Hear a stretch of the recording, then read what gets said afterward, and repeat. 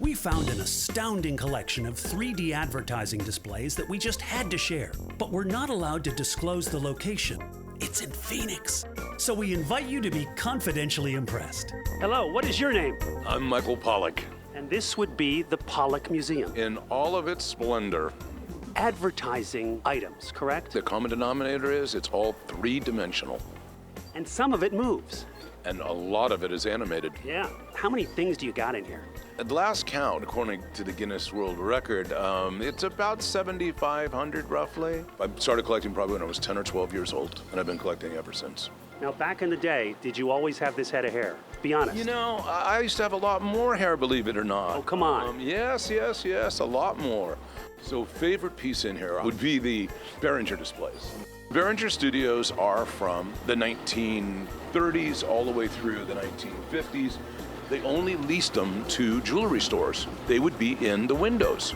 This would catch my eye if I'm walking by a jewelry store. And it did. Sometimes there was crowds 20, 30 deep in the downtown areas. It was unbelievable.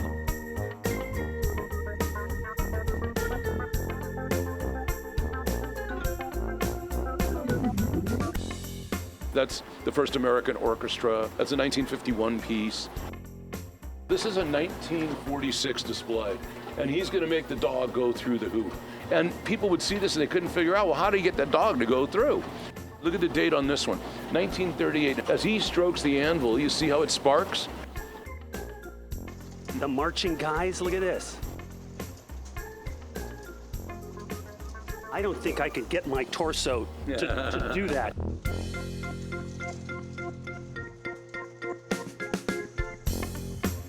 The Behringer display people were way ahead of their time. We didn't even think of landing on the moon, as we know, until the 1960s. Yet these were done in the 1950s. So the Behringer folks kind of predicted the future.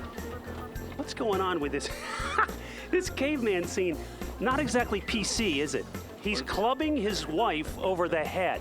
This is the first display that I ever got, and it is not even close to PC.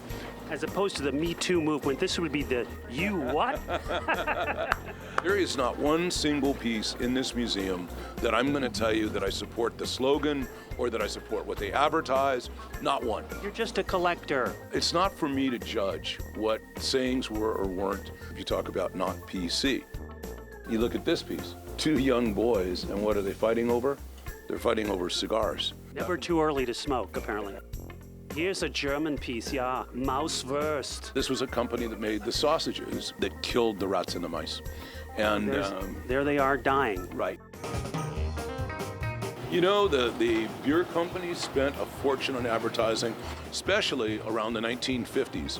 And some of my favorites are, for example, the Paul Stanley collection. That's where you see the Bergie flying saucer up there. That's where you see the monkeys. You can't go wrong with monkeys. That's where you see those huge hams, helicopters. Who would get some of this stuff? This was given, for example, to the highest grossing grocery stores that sold the Hams product. It was a prize in a way. And then underneath it would have been maybe 100 6-packs or 8-packs. They were used as huge promotional items. Hams beer, of course, is the land of sky blue waters. Land of sky blue water. I won't even try to sing it. Here's a Bob's Big Boy. You gotta love that. This is one of 6 that we have. It's not that big. This is for Old Crow. This is the only one left in the world. His head turns, his wings flap, and he rides a unicycle.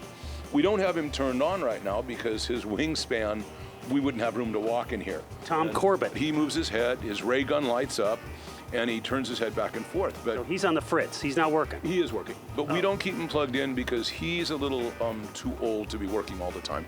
So some of the displays, he's on vacation. He's on sort of a semi-retirement basis. The 3D advertising figures are not your only museum. No, I should have stopped there though if you want to know the truth. This is the slot machine room. The expression, many people have heard it before, it's called One-Arm Bandit. These are all original, they're all hand-carved by a gentleman named Frank Polk. And he did these back in 1955, 56. He made 91 of these displays, and we now have about 50 of them of the collection. None of them are the same, are they? No piece is the same. They're all different, they're all different faces. They signed each of them on their cheek. Yeah, that was his typical place of signing. He carved everything from Indians to, this is a likeness of John Wayne. And he's got both hats this piece. He's got this one and it's a raccoon hat. Not a lot of knee room here. I feel I'm a little too cozy with this guy. We're dating suddenly. Pretty sure I just need him in the groin before. Sorry. When you're gone, what's going to happen to all this stuff? You know, I don't really have the answer for that. There's no such thing as a hearse with a luggage rack on it. I'm just not ready to do that final stage left exit.